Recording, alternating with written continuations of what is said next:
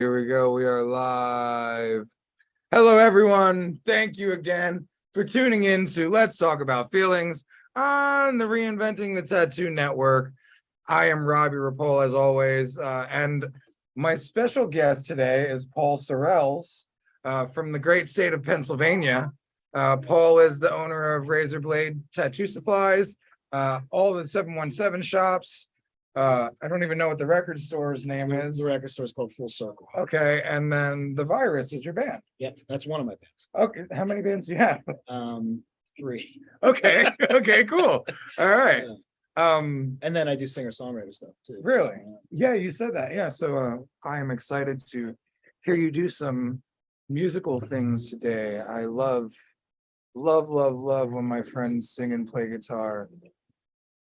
This is our regular co-host, or other host, as I call him, because I feel like we're both hosting equally. This is Dusty Pitstick. Hi. Erica, my computer said Brenda Mushi. That's a nice last name. Nice to see you in here. If you video in, cool. If not, no worries. Dusty, you will be videoing in soon, I imagine. Yeah, I'm moving around and grabbing some stuff. Oh, okay, so you're here. All right, cool. Yeah. I didn't know if you were here, if like we were going through the same internet things. For those who didn't know, I have had technical difficulties for many weeks, and I'm finally feeling like I'm freeing myself of those technical. So Everything changes. everything changes. It's funny because when I started doing this show, I pretty much hated it. Like I would hate like knowing I had to be here at 5 p.m. and like I knew I wanted to do the show, but it would stress me out so bad. Now I'm just like, oh, it's a Monday. I'm gonna dick off for a couple hours, and then I'm gonna do feelings. Once it becomes familiar. Right, Yeah. right. And that's one of those things that popped up for me recently. Like, oh, how many times do things that you didn't want to do them or they were really daunting and insurmountable turned out to be like really pretty easy things that are your like everyday life now. Yeah, and that challenge of whatever the task is part of the basis for growth, Yeah. change. Yeah, it's wild. And I still get butterflies sometimes with the anxiety about the tattoo convention and making sure all the I's are dotted, T's are crossed. Yep. You know, I think that's all just part of the process that's designed to remind me to be present. Bring me back to the moment. you Yeah. know? I have to get pulled away from it to come back. Yeah. That's a nice one. I always love the perspectives you have because I don't know, man. You seem to either be where I'm at or a couple steps ahead every time. Like you're always dropping science that works for me. You know? It's really good. So Amber, hi, how you doing, love? Good to see you again. Good evening, buddy. How are you? I'm wonderful. This is my friend Paul Sorrells. Hello. He is joining us today. Nice to Likewise. He's on the Florida sojourn. Nice. What's that? I am recovering from living in Eagles country. Oh God, yeah. Fucking, you asked how he's recovering from it or you're recovering from it? I'm recovering from living in Eagles country. Last night was a scene. Was it crazy? Very crazy. Oh yeah, that was last night.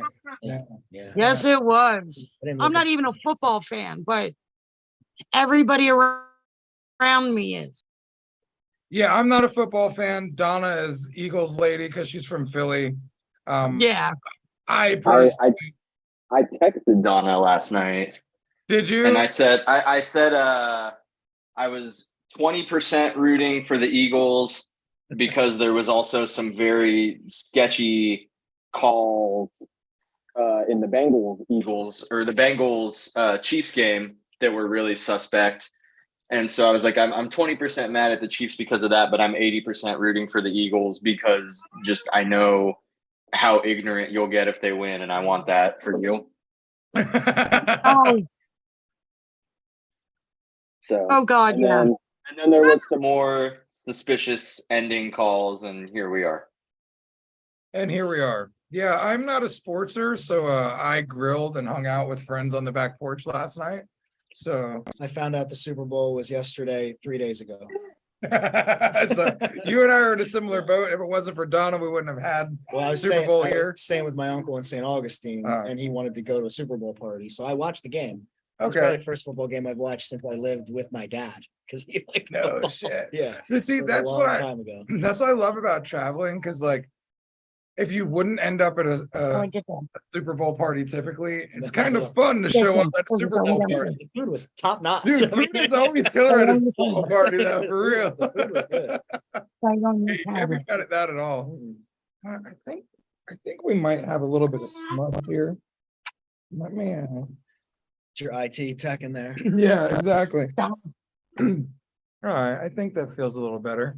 So yeah, as usual, don't really have a topic, but does anyone have anything that they want to throw in for topic suggestions or shit that's going on that they want to talk about? Oh, I am overwhelmed. You're overwhelmed? Let's talk about it. Oh, yeah. I was triggered as hell morning and completely went off. Ooh. What was that like? Oh, I did apologize for the way I spoke to my hand, but I did not apologize for what triggered me. Got it. Got it. Well, she's I been apologize for acting the way I did, but I did not apologize for her going over my boundary. got it. So a healthy reset of the boundary. Yes. How'd she handle that? I'm sure she's going to walk all over it again, and I'm going to have to put my foot down and remind her again the boundaries and what has to happen and how things need to be scheduled around my schedule if you want my help. Dig it.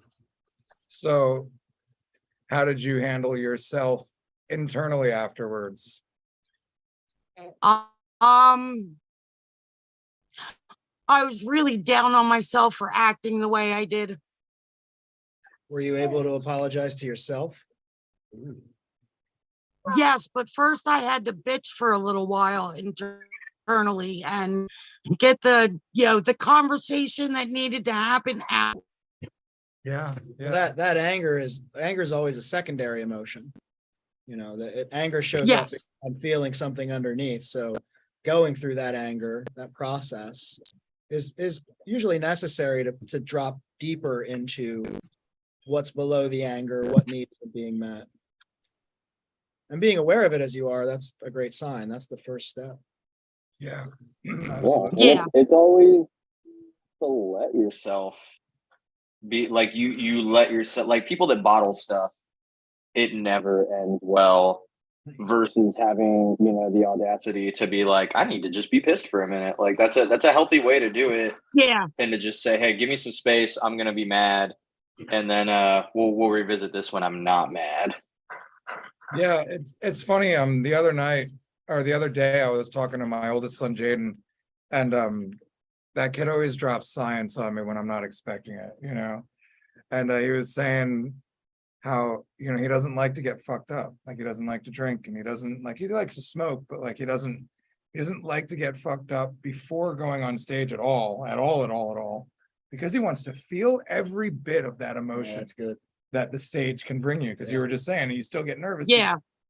Like when you feel the emotions, like, well, now you've not wasted the time fighting the emotion, bargaining with the universe and reality, and now you Or just denying it. right, and you just move through all that, felt it, and now you can move on from it, which is really way, right? And it's taking that pause Yeah. because I can be angry, or I can be the person that's witnessing the angry and taking advantage of like the nature of duality to step back and see the angry person. And when I do that, I very quickly say, anger is secondary. What need is not being met? And whichever need is not being met, what feelings attached to that? Because I want to work through that underlying thing. Like if I get cut off, I used to have bad road rage, and learning more about myself and presence and taking the breath before I went off the handle. I'll get cut off now, And very quickly I'll feel my anger, but then I'll drop into the need for safety, like a basic human need for safety. And this driver is compromising that. And I'm scared. I'm not angry. The anger shows up to protect, it's the ego. Protecting the scared person underneath. The anger isn't the real issue. It's this person compromised my need for safety. And then if I'm in a really, close the door. my cup is full, I'll go to mercy and forgiveness for the other person as quickly as I can. Right. And like send them a prayer, like a blessing, not Lay on the spending, bed.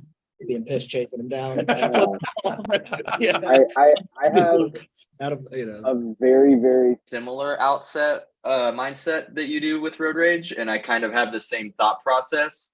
And then when I go to like wish them well in my head, what I do In the bed. is I flip them off and I just start screaming. And so one of the that's my go-to. one of the things that helped me in that process was, we create story. So when we don't understand something, we're going to come up with a reason why it's happening in our mind. And the reason for a driver cutting me off used to always be, he's an asshole who doesn't care about anything. But I've also, what I've done now is I changed the story. His mother is in the ICU. You know what I mean? Like his wife's about to have a baby. Whatever it might be, I changed the story to give, that if I was in that position as another human, I could understand why you might drive that way. And then I don't flip them off sometimes. I actually I will say, jokes aside, I don't really flip off anyone, even when I'm in my road ragiest. I give them a thumbs up because I feel like it's so much more petty. So one of And these, like, if somebody like just drives like a total ass and they know they're being a total ass, and then when I finally get around them, I'm just like, just big old thumbs up. you know that in their heart they're like, fuck. So I'm a big fan of that one. One time, Donna was getting into a road rage fight with a guy on 95 a couple months ago. Are you giggling in there?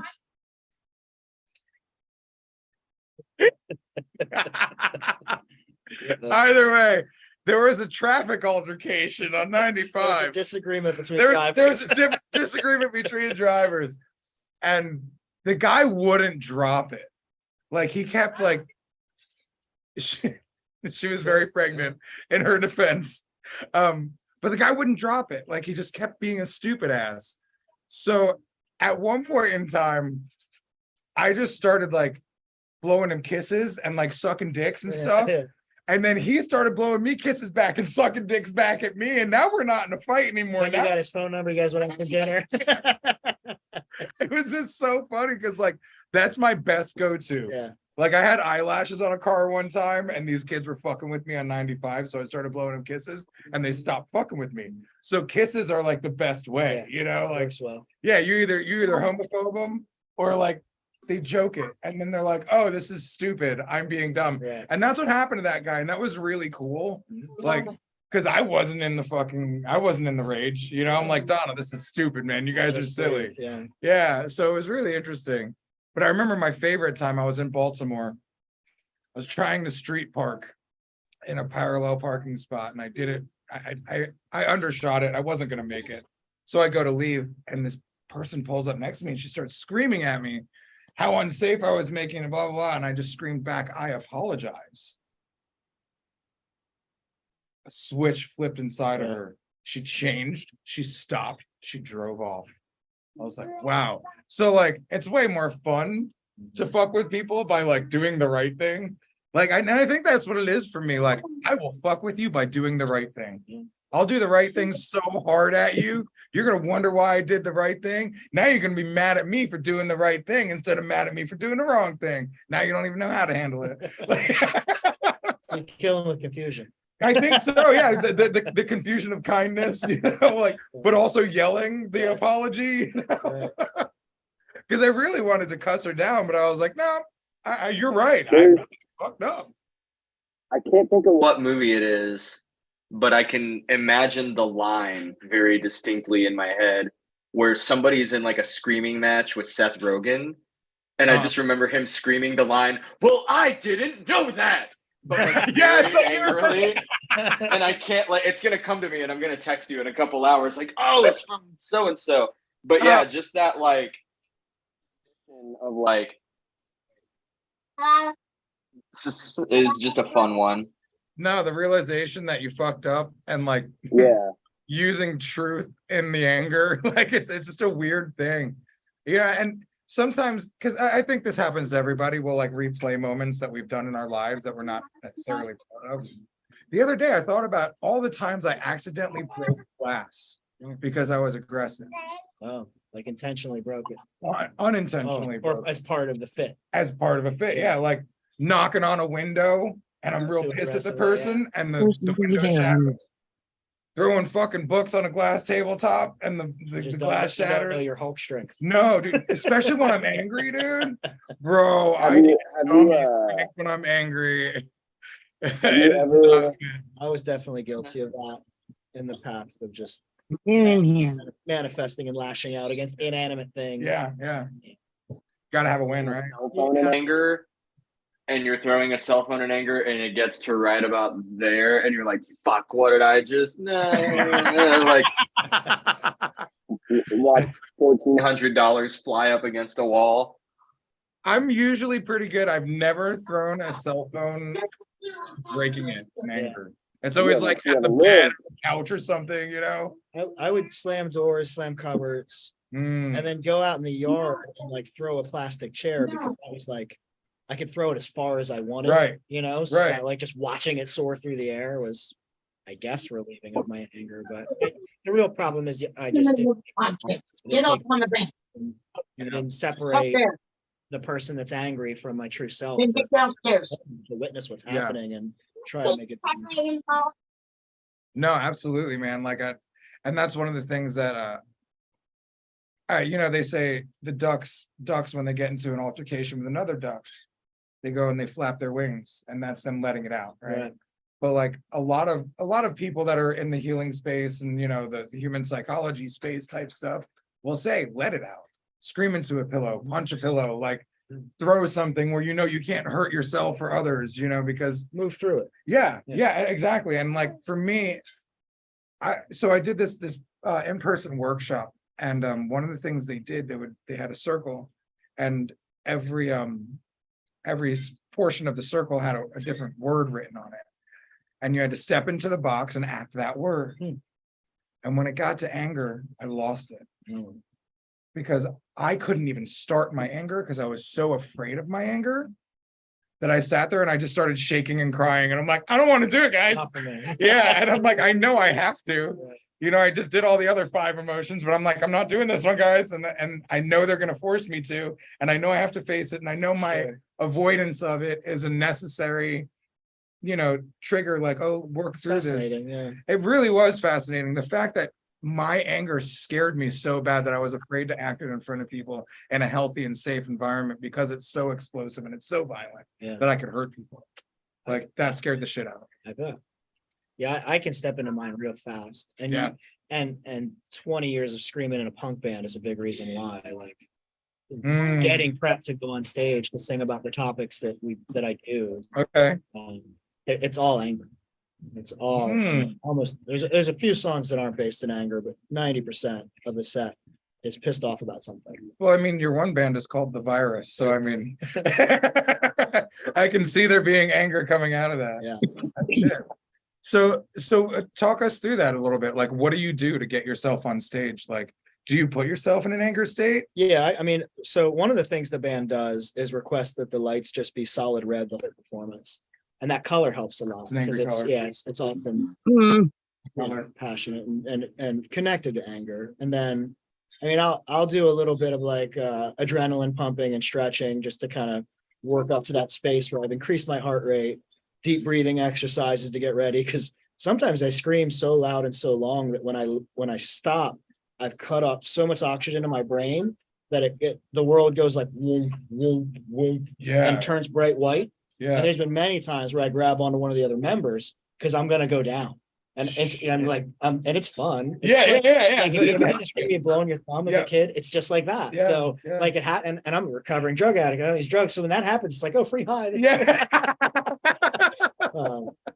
But I'll just, I'll just rest in. I don't do it every time. Sometimes I just get on stage and go, but I'll just rest into things that have occurred in my life that were upsetting, or the stuff the topics that we discussed that are upsetting. Yeah. And then also the crowd is a big part, because it's an aggressive crowd, Yeah. and people come to let out a lot of aggression and frustration in a friendly way, but Right. like it's, when you're all people's violent, You're so feeling some hate. right, you can some see hate in their release, eyes yeah. that they're there too. Yeah. So that helps a lot, because then you're feeding that back and forth. And it's usually very draining. Like afterwards, I just want to like lay on a couch and listen to binaurals. Like, I'm tapped, man. I'm gonna be nothing for a little while, because that wore me out. You're so punk that you just fucking lay down and meditate after your shows. That is in Every every band that I've ever been in, because I don't drink or smoke or do anything, and most of the people in the bands did, the meditation is the like 3-hour drive from whatever other state to whatever other state at like 1 a.m. where like everyone else in the band is like kind of buzzed and passed out in the back of the van. So I just turn on like Madonna or something, and I'm just driving at 2 a.m. like, okay, things are better now. Yeah. Yep. That's been one of the things that I've been noticing lately is quiet time with me is really nice. And I use him as an excuse for that now. Like I'm the morning guy, so I'll wake up and I'll take him and she'll sleep more. And like yesterday, I was like, dude, I'm gonna fucking get in the car. I'm gonna go to the Einstein Brothers. That's like 20 minutes away, and we're gonna have a little drive, and it's gonna be See nice. the world go by. Yeah, man, it was really interesting because like the list of okay, well, I could call this person, I could do this, and I was like, no, just be, man, just be. It's hard for me. Yeah, This trip that I'm currently taking is the first time I've ever traveled solo really. for myself. Okay, Like, okay. I mean, For I've work gone on non-work work. stuff, yeah, but even that stuff is usually with a team, True, so it's not yeah. just me. And then when I get to the place, there's a ton of people I know. So this is the first time that I've just planned a trip that would just be myself. And I was a little afraid of it, Yeah. like I wasn't sure if I would make it halfway and just want to go Yeah. home or what, but yeah, that I have a hard time not doing in the moment, Yes. even if it's just busy doing whatever the busy task is. And I mean, I can sit and meditate and sit and be present, and I can do that. But man, my brain's busy. Yeah, It's a lot of watching the things go by internally, to sink into that space. yeah. It's weird because like I look at like the meditative space as doing. Yeah. So I'm like, oh, I'm doing something, But and- that's not what it is. right. So it's weird because like Stillness, I just needed to hear this song by this band Pasadena called Be Still, and I didn't even realize what he's saying. Like I love this song, but I was like, when a song just plays through your head and I'm like, okay, this is the one. Yeah. And I was like, oh, yesterday I was driving, I was like, oh yeah, Yeah. be still, I get Ding, it. ding. Yeah. And it's like you were talking about getting Be Here Now tattooed on your Yeah. face. So that book, Ram Dass. Ram Dass, yes. I have 2 copies. He's one of my favorites. They said it finds you when it's supposed to. Mhm. Both copies were gifted to me. One copy is at the house. I haven't seen that copy in a while. It just kind of fell into Found my somebody bookshelf. else, maybe. Well, yeah, or like my brain doesn't see it, Yeah. so it fell into my bookshelf. But one of the guys from the shop bought me a copy Nice. for Christmas. And now I just leave it on my side table over in the corner of my tattoo It's a room. wonderful book. It really is. And just its presence reminds me to be here now. Yeah, I've had the same copy. I bought my first copy, I was 18. Okay. Oh, no Living at shit. the beach, yeah. And then my kid borrowed it a few years ago, which I was super stoked. And then I gifted her a copy Yeah. after she had borrowed mine. I listened to one of his podcasts on the way here. He's still alive. Well, no, but Oh, they okay. still Just it's using his it's the- content. it's not Be Here Now, but it's some kind of now here something. But Right. but yeah, it's every couple of weeks. He spoke prolifically for years. Yeah. Keynote speaker and just leading groups and teaching and spiritual retreats. So there's just so much content, Yeah. and he's fun. And the backstory is amazing. The combination of his backstory is just makes him have such a unique perspective on both psychology, because he was a doctorate in psychology and taught at Harvard, as well as, Buddhism and bhakti yoga and all these practices that are, very much not scientific. Right, right. And he blends it very eloquently. I think that's why I like it. Because I like the scientific aspect, but I also like the whimsical, intuitive aspect.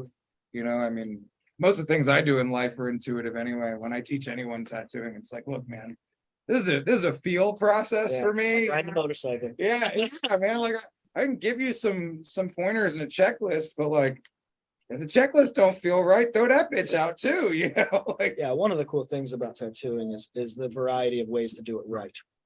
yeah, There's just so many ways Yeah. to get from zero to finished product yeah, that nobody can say they have all the answers. Which Right. is refreshing. you right, know? right. And then as time passes, and I've seen it, in my experience with the trade, like new things arrive, and then Yeah. that creates then yet another way, way to do the. And then old things come back. Yeah. And then it Rob, teaches you. Yeah, full circle. Robbie and I were just talking about. Well, when I was their guest spotting last week, he was doing something. I think it was that flower tattoo. The big And cover I up. was just like, yeah, because I was But talking. yeah, because the stencil was like real super basic. And I was like, I like that you're adding so much depth and blending and everything off of essentially an outline. Because I am guilty of that too. I know traditional stuff's a little bit more scientific as far as like thirds, whatever. But like I'll just kind of go where it goes. And you had said the tattoo. Did you say speak to me or tell me how they? Yeah, the tattoo will tell me where it wants to go. And I was Yeah. like, that's Yeah. it's pretty spot on to not go in with, that same stuff you and I were talking about that like Josh Carlton said to me about the whole like, yeah, you're an artist. The whole point is to do art. Start off with a basic stencil and just see where the road goes, because Yep. then you get the put art and thought into it and let it flow versus, there's some photorealism artists that are fucking bonkers and I could never do a third of what they do, but it is kind of reference Duplicated versus adding some art. artistic integrity to it and being like, yeah, fuck it. Let's make a hard left in Albuquerque and see what happens. Yeah, like it happens to me a lot in the process of designing.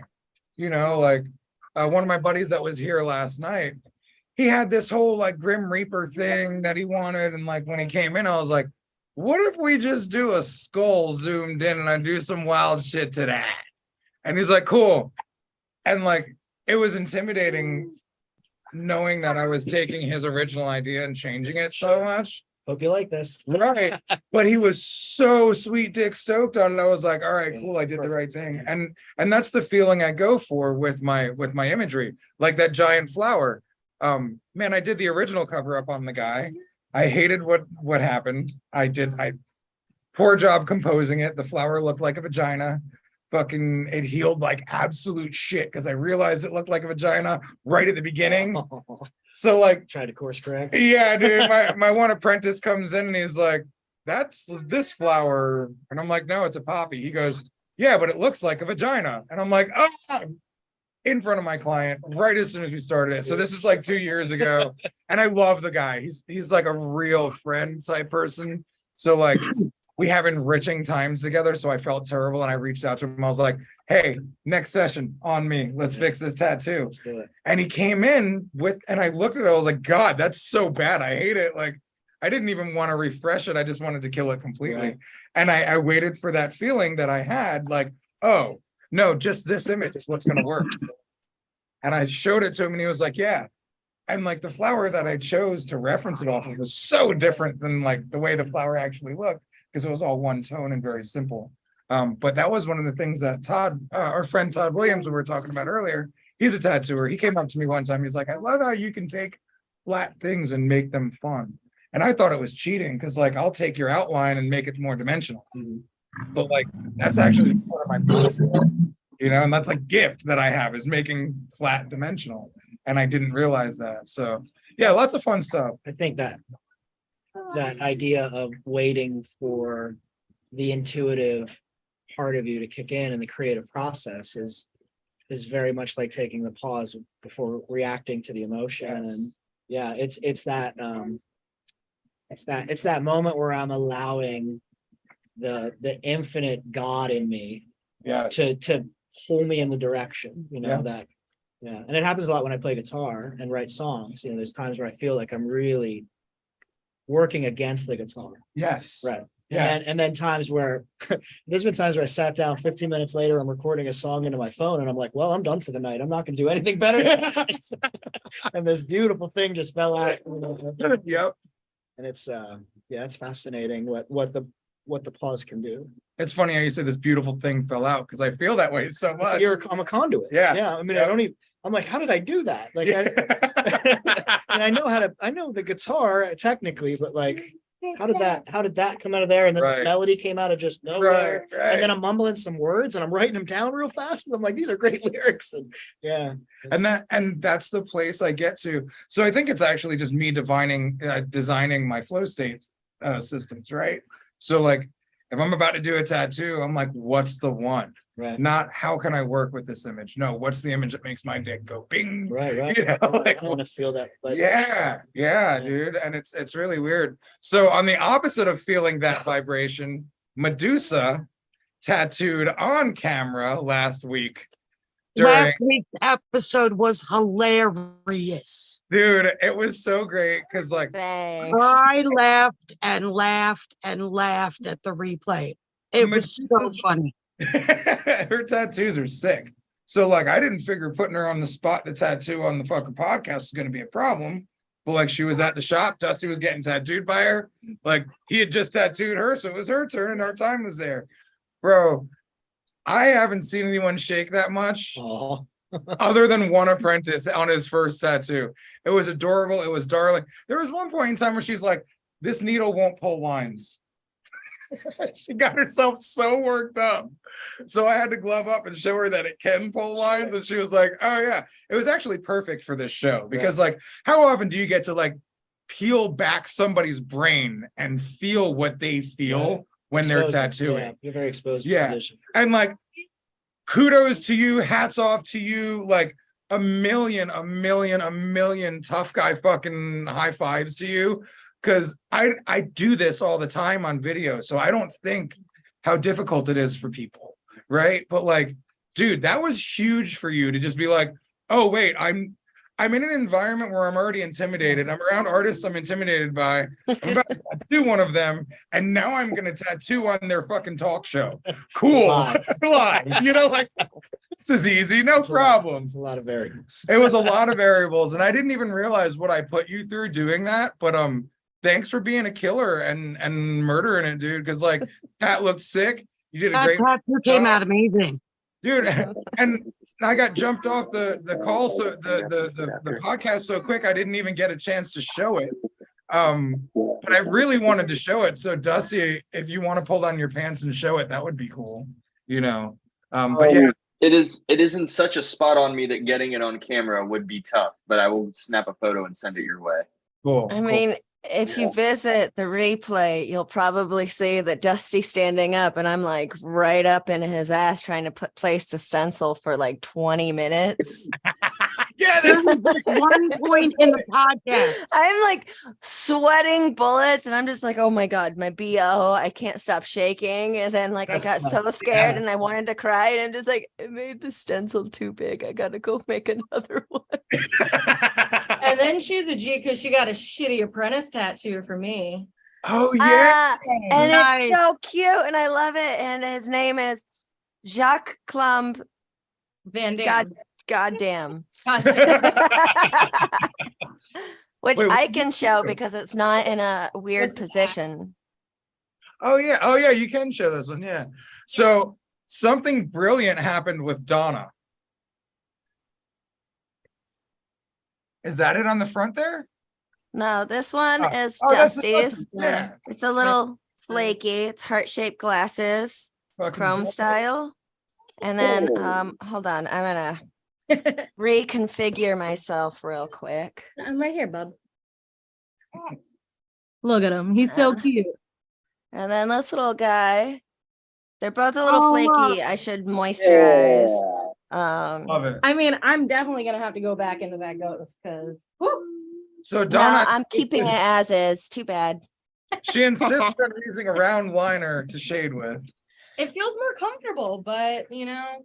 But you know, when you're Those bad habits start early. well, the cool thing is like we're breaking all of it because like she used to want to do tattoos with lines and color and Yeah. stuff, and I'm like, no, silhouettes, easiest way to start. Trust Well, I me. used to just want to do shitty tattoos Right. wearing pasties and charge an insane amount of money for them. That's a niche market. Yeah. That is a Yeah. very niche market. Yeah. Yeah, And like people- it'd be $500 for a shitty tattoo this big, and then for an extra 500, I'd put the machine in my titties and tattoo like that. So $1,000 for tattoo that big. Then another 500 for a photo op of my titty on your head after the tattoo. all still possibilities, So- but now from 500, 500, 500, you start with like 1,000, I'm 1,500. taking notes. Deals for small groups. Yeah. Topless titty tattoo parties at the shop. Why didn't you tattoo my ghost with your titties? You and your wife can come get a titty on each head, you know? Why didn't you tattoo Medusa's ghost with your titties? I think we had the baby that day. And I think she started like Donna used to tattoo with so much confidence because she didn't give a shit. Now she cares. So like her confidence has like died a lot. And now like, she wants to do a good job. See, So when she was yeah. confident doing you a shitty tattoo, it was no big deal. Now she's like, but I don't want it to be shitty. And it changed her confidence Yeah, level, see, which is interesting. I had such a big dick when like it didn't matter. And I'm like, I'm a fucking tat god. Fuck you all. I can just fucking jizz and it'll look good. And then now it's the opposite because I'm trying. She did this piece for our friends a couple weeks ago, and she's like, yeah, it's gonna be a while before I do Chad and Megan's tattoos. I was like, yeah, why is that? She's like, well, I kind of, I want to keep doing silhouettes for a while. Nice. Yeah, because you get your fucking shading right, you get your lining right. Before you know it, you got great Foundation, tattoos. yeah. Yeah, and I have her put color around and in open spots, Mhm. so she plays with color a little bit Yeah. too, and Dip the toe in. right. And then when she gets a little better at her saturations, I'll start having her do like some color blends. Saturate it. Kind of. And it's a little brown, which means you probably overworked it some because my scar tissue kind of like chewed up the color a little bit. Yeah, but like it looks all right. It's not This- going anywhere. No, it's You not. just healed it bad. That one, don't even fucking count that one. We were drunk on a boat. And so like So just to give you I'm- guys context. This is the drunk on the boat tattoo. okay. This is the baby announcement tattoo. We were drunk on a boat, and imagine I'm Paul, or Paul's me. I'm Robbie. It's on this leg, and I'm trying to tattoo him, and he keeps pulling it further and further away from me. Is that So your game? Is it- now- I was also drunk. trying to get it, I mean, I got boobs in my face, right? yeah, it was super fun. And then our bit Lots of variables. Lots of variables. oh, It was a good time. what a time. Yeah, that's what living in Florida gets you. Stupid fucking tattoos on a boat sometimes. Still haven't done any tattoos in the pool, which I want to do kind of. Like the idiot in me just wants to do such bad ideas. Definitely one of them. You can move to the pond after that. Right? When we had that big bed float, Oh yeah. that would have been tight. Yeah. Doing it in the pond, battling gators and stuff. That'll be fun. I hate you. Major variables. That sounds like a game show. Oh shit. That's the next tattoo reality show. You have to Yeah, tattoo on a raft in a pond filled with gators, and you only have 2 hours to do a back piece. I feel like the Wild Boys probably did something similar to that. I know there were already like the in the Jeep tattoo Yeah. Steve-O. yeah, Yeah. Steve-O and fucking who's the fucking musician? Musician. Glenn Danzig. No, Was Henry it- Rollins. Henry Rollins, that's Yeah. what it was. Yeah. Yep. Very different, but definitely a sweet romance. They're in love. Yes. Glenn and, Henry and Glenn forever. Yeah, I was gonna say that's A very sweet comic book Yeah. that they have. Comic book where they're in love. Really? Glenn Yeah. and- Oh my God. No You don't know of shit. Henry and Glenn It's a very forever? Look up the cover arts for each of them because they're magnificent. Glenn and Henry, I'm looking it up now, and I usually It's all don't these do the phone. various art styles. Styles like Archie comics and all sorts of stuff of just the two of them together. Glenn and Henry. Nice. She's got it. Oh. It's really good. So it's basically like Deadpool and Peter Parker. So good. Do you Oh my really think gosh. it could last forever? All right, I dig it. Totally dig it. All right, back on track. We kind of Donna does this every time. She loves to derail. No, I literally was talking about what you were talking about. You just come in and throw me off. Maybe it's because you derail me, Donna. Yeah, look. Oh, that's awesome. So you have the comic just sitting around. Wait, that's a tarot card. Dude. Is there a Yeah. whole This is a collection of the Henry and Glenn art, the completely ridiculous edition. fan art? No, it's just I mean, I think there is fan art. There's various artists. There's also several comics It's great. and all of it. It's pretty sick. It compiles all of the comics, jokes, artwork and stories that have been made into a cult hit phenomenon out of the dumbest idea that ever fell out of a beer bottle. Damn. So yeah, it's also a great resource for drawing if you want to draw Henry and Glenn in love. You ever see the printouts of Henry with no tattoos and you just draw his tattoos on? No. Hmm? Cool. That's Like a doodle bear. Draw Henry's tattoos. I like that. Man, imagine being like that much of a cult icon. That's a special level of fame. That yeah, really is, yeah. man. That really is. Once you establish like meme status, like fan art that's Right. humorous, Yes. like poking fun at Yeah. whatever you did with your life. That's like a different level of fame. That totally is. Like I get fan art from people all over the world, and that's really cool. And it's like love art. It's not like joking art. Yeah. Well, except for the one guy from France he did like a Robo Robbie, and he had like one of my balls hanging out of my Perfect. Robo Terminator cup. And I was like, bro, is that one of my balls? He's like, yes, I'm sorry, I'm French. We have a weird sense of humor. And I'm like, no, please never apologize. That's amazing. But yeah, you've been known to get your balls out.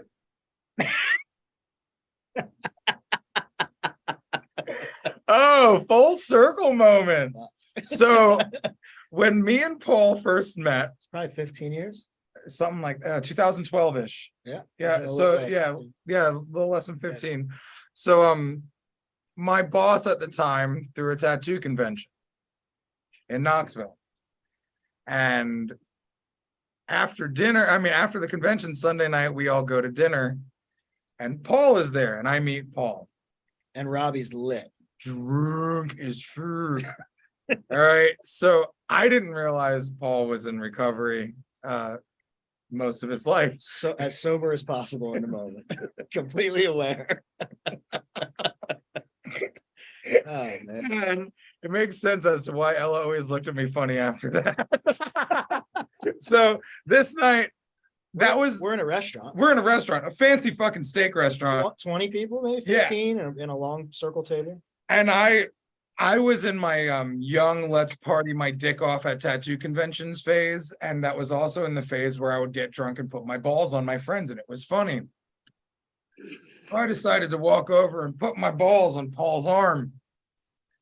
And he like gave me this look that was scary, right? But like Calm but assertive. oh yeah, calm but assertive, warm and loving, but like mildly terrifying. Yeah. And I was like, oh. And I think I heard somebody be like, yo, he's in recovery, dog.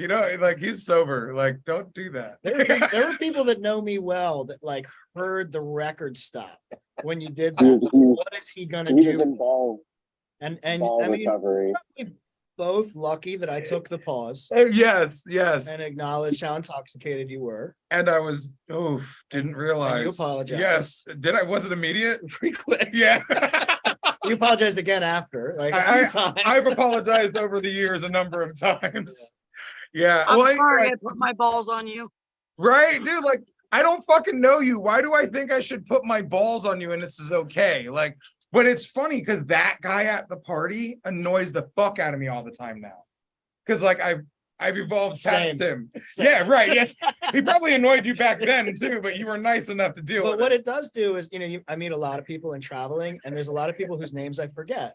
Yeah. Because, just you come and go, and they might Yeah. be at the booth buying some shit or whatever, meet them at loadout or out. You met fucking 700 But you- people this weekend. You You know? always remember the person that has a story. Yes. Like, oh yeah, that guy that put his balls on me, his name's Rob.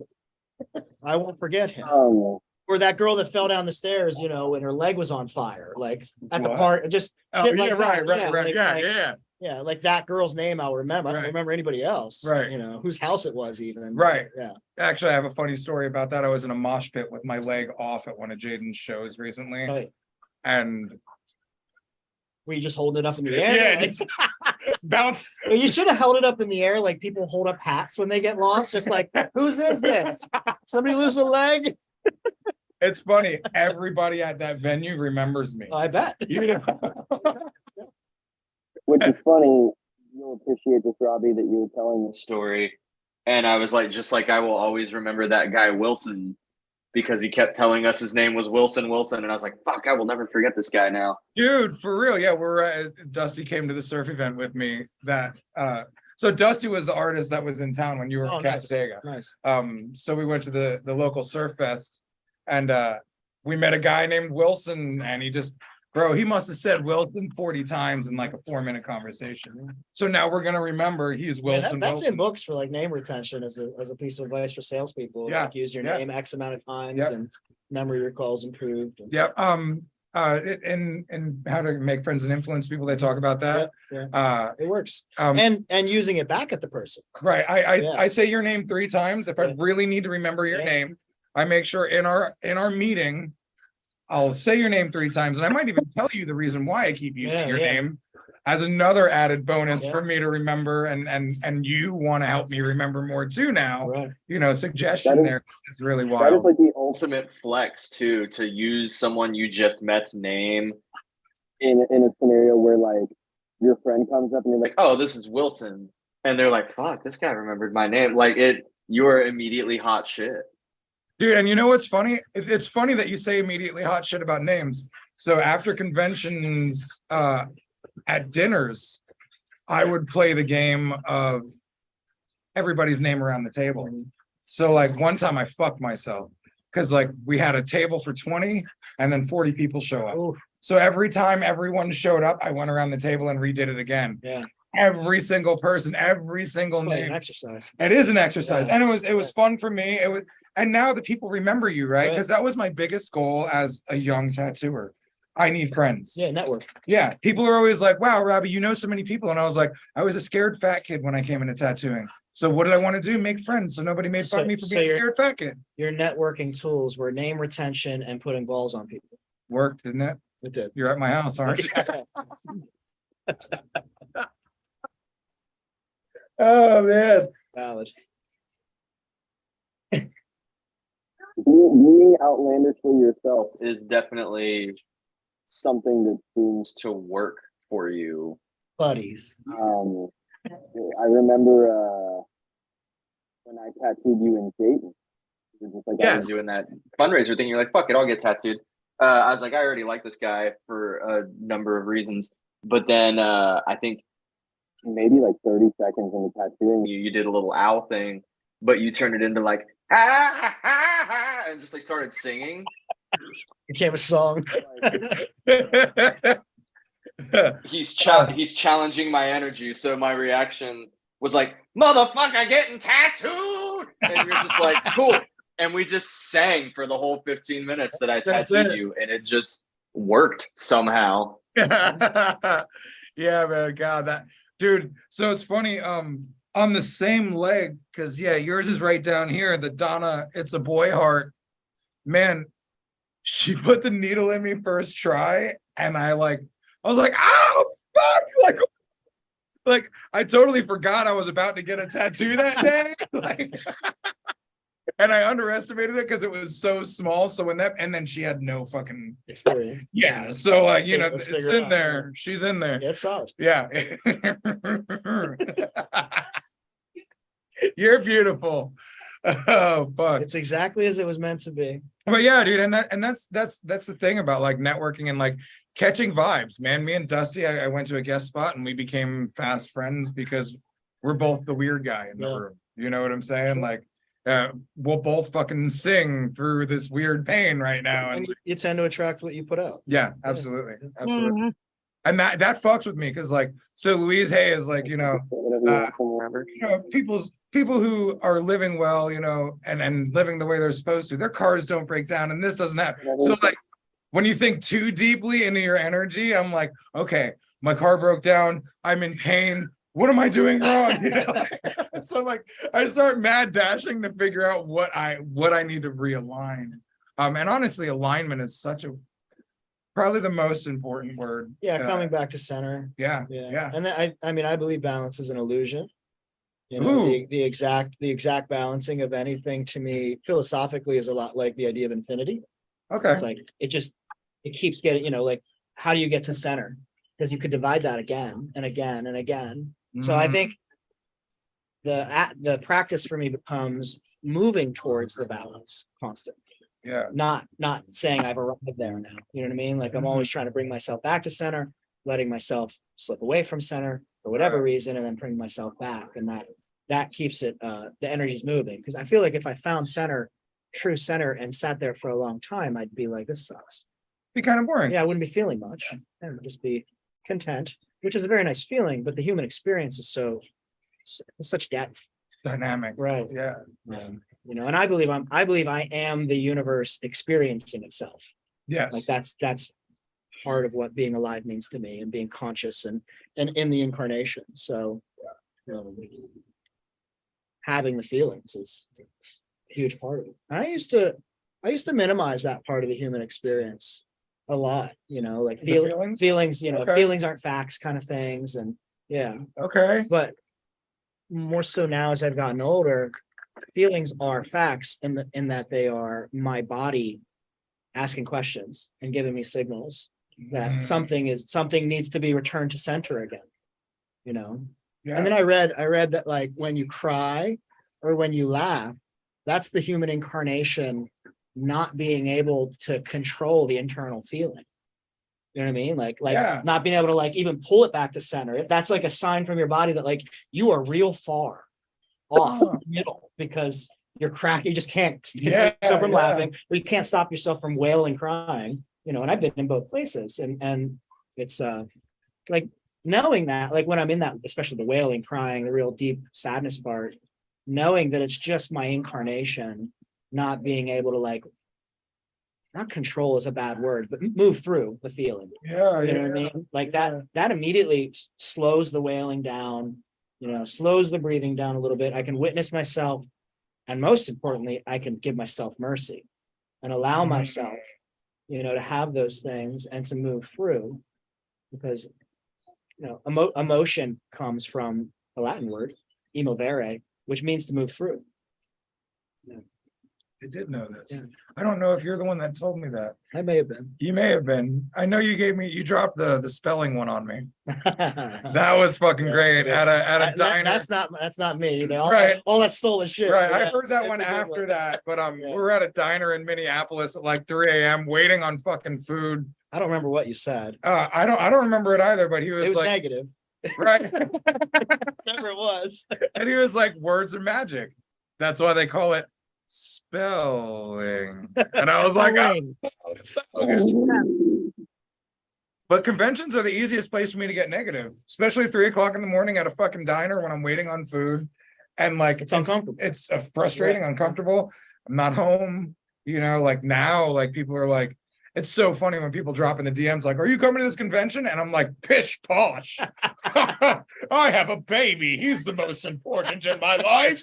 And it's so weird because like I would think, hey, you saw me have a baby. Why would you expect me to travel? And that's like my initial grumpy. And then I'm like, oh, people travel after babies all the time. They do. Yeah. I just choose to be at home. And I'm using the baby as an excuse to stay home because I was over travel before the baby, to be quite honest. Conventions are a lot of work too. God. It's exhausting. And like, and it's true, there's a lot of money there, right? Like that was always Sometimes. right. Sometimes. On the collective, if you continue doing it, there's going to be a sum of a lot of money, right? And and then the amount of effect you can have, the amount of times you positively affected me at a convention because you were there is something I wouldn't get by not being around you. That's my favorite part of conventions, is just reconnecting with people that I Yeah. only see on that platform. Right. And one of the reasons I reached out to you about stopping by to visit, because that's pretty much how we know each other, either at a convention or afterwards eating. Right. And it's so refreshing to hang out with somebody that I made a connection with on the road and then visit them in a much more relaxed environment where there's not all the busyness and the 12-hour fucking day and the the band playing that you don't want to listen to. The The fucking booth across from you is playing music you don't want to listen to. the fucking the chainsaw and the microphone. Like, There's a lot of, yeah. if you're sensitive to stimulus, conventions are not your domain. Well, and dude, now I also have the wonderful added bonus of severe PTSD around the stage. Truth. Yeah. So Bonus. Yeah. so now like Very. so yeah, exactly. Yeah. So now like if I choose to be in front of the stage with my booth, Mhm. I could get caught watching a suspension show and like Trauma. I feel myself being a big boy. Or I Hey, feel hey, Robbie, happen. where, Because Where sometimes was our oh, you were there. where was our booth in Tampa? And dude, and did you know what was it, Saturday night that I went over and I was like a part of the show with them, and like I was throwing the person, grabbing their legs and like throwing them and stuff, and like we were like looking at each other and like crying and stuff, and like then they got off the hooks and like a tiny little person, right? So they fucking come up and hug me and like climb on me like a monkey and just wrap themselves around me, and we're fucking sobbing. And I'm like, thank you so fucking much for letting me be a part of your experience. And they were like, thank you so much for paving the way for me. And I was like, oh my, like it was so fucking beautiful. So all that pain and all that PTSD bullshit that I was going through brought beautiful moments. Sure. Like one of the times Shannon comes up to me and she's like, you gonna watch my suspension show?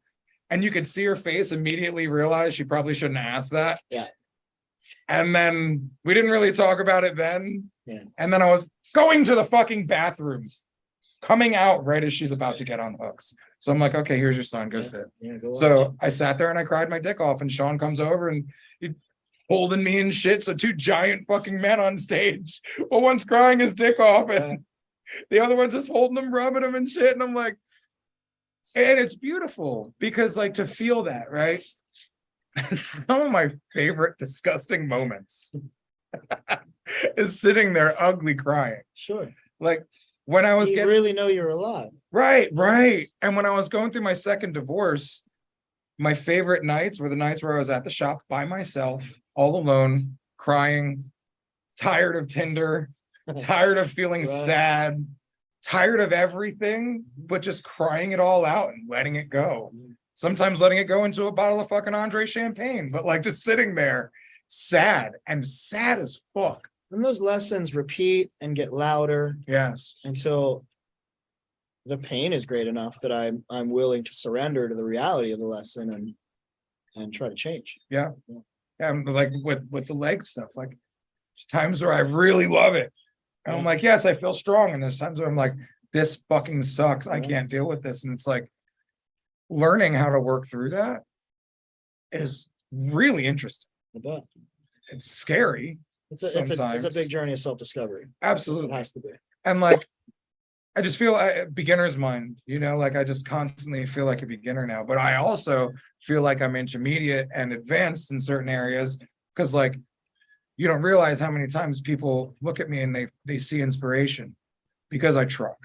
You know what I'm saying? Like, because I'm fucking 1,000-pound leg pressing at the gym or Right. fucking wakeboarding split jumps and like doing things that my ego needs to feel like a man until I realize, holy shit, you're going to kill yourself. Stop it. You're not an animal, like, Find your line. yeah, Yeah, but it's really interesting. And then sometimes I'm just like, sometimes I enjoy being a cripple. I'm like, I'm handicapped, take care of me. So like there's this weird thing, like handicap parking. Well, I Sure as think- fuck I'm gonna use it I think what you're talking about too is what we discussed earlier, that different experiences about what happened to you that are going to help you move towards center. Yeah. There's the all the extreme on either side, and it might not even be a line. It could be extreme like a wheel. You know what I mean? Where there's just the extreme of the ego proving itself within, the extreme of whale crying about your situation and being depressed, and all those things, and that's the edge of your bubble, and you go there to pull back. Yeah. Yeah, and that's the human experience. And it's like you said, you have to get far away from it to come back. Yeah. And how far away you get is your decision. And there's a popular saying in meetings that I heard early on in recovery that I've held with me ever since, and that was you reach your bottom when you put the shovel down. You can dig the hole as deep as you want. The bottoms arrive when you lay down the shovel. Not somebody else laying it down for you, pulling you out of the hole. You got to lay it. Say, I want to get out of this hole. Well, because we all know the person that whines about everything and doesn't take the action. Doesn't do it yet. And that person annoys us if we're doers, right? And then you have to find grace for them. But like, yeah. And acknowledge that you see yourself in them. Right. And then forgive yourself. But like, dude, Wow. How many times do we dig ourselves deeper just because it feels good to hurt? Because it feels. And I by nature, I'm addicted to more of whatever it is. Me too. Not just drugs. So Bigger or better, faster. learning to slow down, learning to not chase every opportunity that comes across my plate. That's tough, because That's a I'll big one. there's the FOMO kicks in, and then I'm which way do I go here? And it's turned into what you said about tattooing. It's when my stomach tells me, like my solar plexus is where I feel my intuitive pull. Okay. So when I rest into that, if it's saying yeah, then I will move towards the opportunity. If it's saying no, I was talking about that tattoo shop that we opened that we had to close. Yeah. It told me to open it, and then it told me to close it. And looking back, I know exactly why I had to go through that experience. There were lessons learned from the opening to the closing of that. Yeah. And they were important lessons for me to understand moving forward, specifically in regards to chasing more opportunities when it comes to business. Taking the breath. So not chasing us. Not chasing as much, like waiting for the intuitive pull to Wait, Yeah. the 80-20 thing, 80% of your outcome comes from 20% of the work you put in. So sitting and waiting for that 20% of work, right. because dude, be still. Right. It's so fucking hard to do, And man. it's simple, not easy. Absolutely. That's one of my favorite sayings. Yeah, Simple, not dude. easy. I teach simple, not easy all the time, right? And I say the word teach specifically because I do speak it in a teaching fashion. Right, yo, remember, it's simple, not easy. These aren't just words right now. right. And recently I got caught up in the caveat like a fucking child, like a beginner, man. Right. And I had paid into this coaching program. And if you pay full price up front, you get a free coaching with the guy that put it all together. So I'm like, yes, I'm gonna fucking pick your brain. I'm gonna figure this shit out. And I'm gonna go ahead and make a $500,000 a year plus fucking coaching company in 6 months, right? And he kept saying it's simple, and I kept saying it's easy. Every time I heard him say simple, I'm like, oh, it must be easy then. Yeah. Oh, he said it's simple, it must be Not easy. synonyms. He said it's simple, it must be easy. And I'm like, in the back of my mind, I'm telling to shut up. Like, I'm like, shut up, you fucking know it all. But he's like, bro, you know that like simple doesn't mean easy. And I'm like, shut up, you're a loser. Yeah. So I'm like telling that guy to shut up. So I'm just easy, easy, easy. And then it turned into simple, not easy. And I was like, oh, And then Like oh, traditional tattoos. absolutely. They're Absolutely. simple. They have a simple Easy. design, but they are not easy. and then that what I was gonna say next, traditional tattoos are a good example. Like how do you make them easy? It's practice. That's And that's, yeah, and that, eventually the traditional tattoo becomes much easier than it was in the beginning because you've done thousands. And that's just you practice. become a master of yeah. it. And then knowing how to move through my Here's a emotions. straw and paper. Nice. Learning how to move through my emotions was much more difficult 20, 30 years ago than it is now. And that is Yeah. because of practice. It's because of my practice and my willingness to learn from mistakes, show up despite them, move through the feelings, give myself grace, give myself mercy, which is the fucking hardest, and then step back up to try again. Fall down 7 times, get up 8. It's that, Yeah. just keep trying. Yeah. Unless the lesson that I'm finding is surrender, then I don't get back up. Because sometimes the lesson is like, you got to surrender to this reality and let go. And that's where I butt my head. You know, where do I surrender to opportunities? You know? Yeah. Yeah. Yeah. Cause like, Right. There's a timeline split here. yeah, no, absolutely. Yeah, and I believe in infinite timelines, but like Right. I got the illusion of free will that tells me I got to go right or Yeah. left, and you know, a myriad of things could occur. So It's funny. So I remember when we were moving on to the road full time, I got in contact with a guy through someone else. The universe lined it up, right? I barely know the person that hooked me up with this guy, don't know him at all, but he agrees to get on a call with me and just talk me through some of my fears. And I remember he was like, dude, you feel like there's not a lot of opportunities for you right now, but trust me, there's going to be a point where there's so much opportunity, you're not going to know how to make a decision. you're And gonna that's need help. right. And that's kind of where I am now. Now, everything I do, I have to have a partner. I have to have a team. Like every business I've been opening recently, I don't sole prop anything. Right. Like I make sure that I have a partner, and it's usually 50% split. So we both got a vested interest. Yeah. And I know I can't move forward Without them, without that. and vice versa. Right. Yeah. Because my vision or my gift or whatever I bring to the table is, or my money, whatever the fuck it is, right? Whatever I bring to the table is my investment in this company. Right. Yeah. And their investment is the holes that I need filled. Mhm. And so, but still, even now, I still have opportunities that I have to pass up on because people will drop a great idea for you. Mhm. Do you know how many times I get propositioned to do podcasts? And a couple of times I tried to move through and make a podcast with other people. And this is the only one that seems to keep going, you know? So like, I'm not going to keep trying to make tons of podcasts. I'm just Right. going to go and do what works for me in the timeline that works for me and make it work rather than trying with all the opportunities. Because the FOMO is a thing, dude. It's real. Yeah. It's really It's real. for me. It And really the people is. that I aspire to be like, for lack of a better word, like, they figured that part out. They found the stillness. you know? Yeah. Yeah. And I get it sometimes, and it leaves sometimes.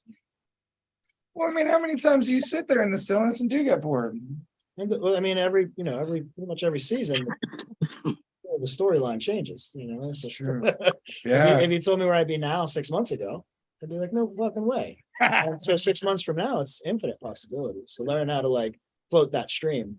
Yeah. Yeah.